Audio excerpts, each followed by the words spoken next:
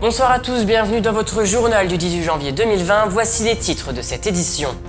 Le maire de Vitry-le-François, Jean-Pierre Bouquet, a annoncé ses vœux hier au Vitria, à découvrir dès le début de ce journal. Le département meusien a accueilli hier la ministre Jacqueline Gouraud, retour sur sa venue à Ligny-en-Barrois.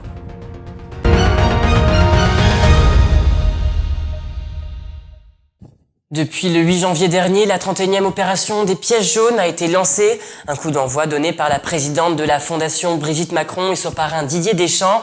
Créée en 1989, la Fondation Hôpitaux de Paris, Hôpitaux de France a déjà subventionné 14 981 projets pour un montant total de 146 millions d'euros.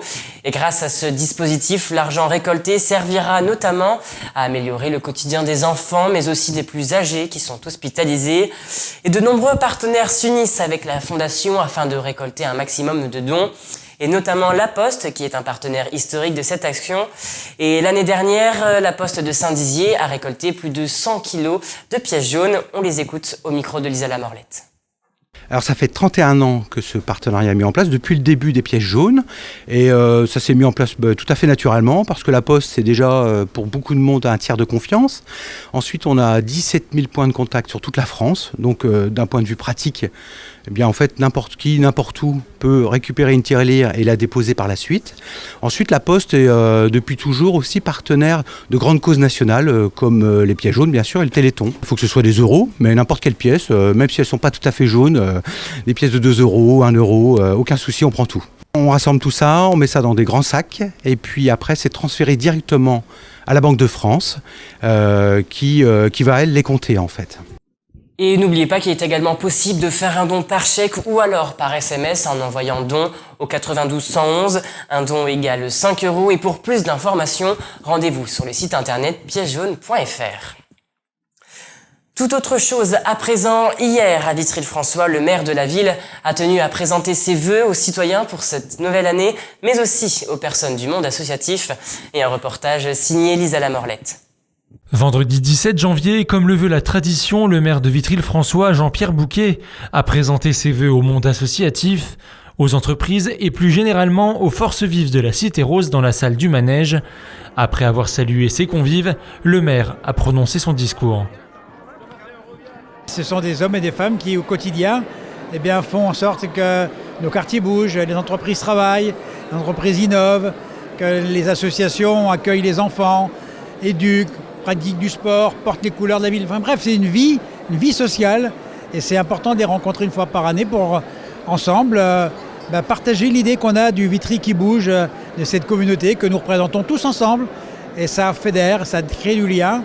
D'ailleurs, vous aurez remarqué que j'ai également tenu à souligner le rôle des militaires, des gendarmes, des services publics de manière générale, des agents hospitaliers, des sapeurs-pompiers, qui sont si importants pour notre sécurité individuelle, collective, et puis qui font vivre le service public à la française. Parmi les nombreuses associations présentes, Alternatives, qui depuis 1 an ne manque pas d'idées pour le pays vitrien. La vocation est le recyclage, la sensibilisation aux gestes de respect de l'environnement, et avec différents ateliers et des participations à différents événements, où on a participé par exemple au Salon Bio, au Lac du Der au mois d'octobre, et différentes actions où là nous avons comme projet avec la ville de Vitry-le-François de faire une ressourcerie.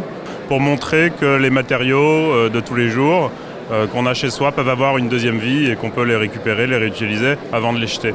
Une soirée sous le signe de la convivialité mise en musique par l'école municipale de musique Jean-Michel Schaffer, où tous les acteurs locaux ont pu se retrouver.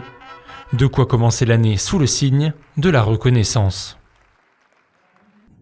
La revitalisation du territoire, voilà l'objet de la visite de la ministre de la Cohésion des Territoires et des Relations avec les collectivités territoriales, Jacqueline Gouraud. Ce vendredi, elle était présente en Meuse et durant son périple, elle s'est arrêtée à Ligny-en-Barrois où elle a pu visiter la maison France Service. Un reportage de Nicolas Fontaine. Le département de la Meuse accueillait aujourd'hui Jacqueline Gouraud, ministre de la Cohésion des Territoires et des Relations avec les collectivités territoriales. Après une matinée dans le Nord meusien, à Bras-sur-Meuse et à Verdun, la ministre s'est rendue dans l'après-midi à Ligny-en-Barrois. Lors de sa visite dans la ville linéenne, le maire lui a présenté les projets liés à l'opération de revitalisation du territoire. À l'issue de cette présentation, s'en est suivi d'une visite à la maison France Service, située non loin de l'hôtel de ville. L'implantation de ces maisons était une promesse lors du quinquennat du président de la République Emmanuel Macron. Cette maison a été labellisée le 1er janvier dernier et inaugurée aujourd'hui par la ministre Jacqueline Gouraud. Les locaux sont magnifiques et surtout les services publics sont là. Et la conjugaison des CIAS, enfin du CIAS de la communauté d'agglomération, avec les autres services publics des différents opérateurs qui sont là, sont évidemment très importants. Cet établissement veut faciliter l'accès aux services de proximité. C'est donc un réel atout pour le territoire qui a été salué par la ministre. Et on voit qu'il y a tout un projet en plus derrière, d'épicerie sociale. Et comme l'a dit le directeur du CIAS, je vais reprendre, il a dit au fond, France Service, ça nous a apporté un dynamisme nouveau aux côtés du CIAS pour être encore plus au service de nos concitoyens, pour apporter les services publics et surtout pour aller chercher les gens qui n'ont pas l'idée de venir. À la fin de sa visite, Jacqueline Gouraud est repartie afin de rejoindre la Cité des Ducs pour inaugurer, entre autres, le nouveau marché couvert. Et c'est la fin de cette édition, merci de l'avoir suivi. N'oubliez pas, l'information continue sur Puissance Télévision et tout de suite, la météo. Toute l'actualité qui vous concerne, à voir ou à revoir, dès maintenant sur puissancetélévision.fr et sur notre application mobile.